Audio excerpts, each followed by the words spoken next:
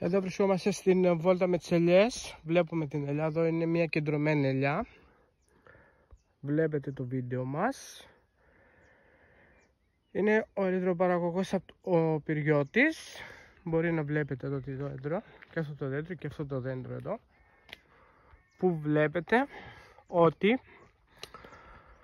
ο συγκεκριμένος που έχει το δέντρο έχει κλαδέψει το δέντρο πολύ καλά. Ναι.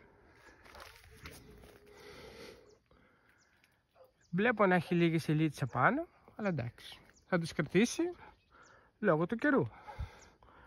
Βλέπουμε εδώ ότι το δέντρο είναι καθαρότατο, δεν έχει κάποιο ξερό φύλλο καθόλου όμως.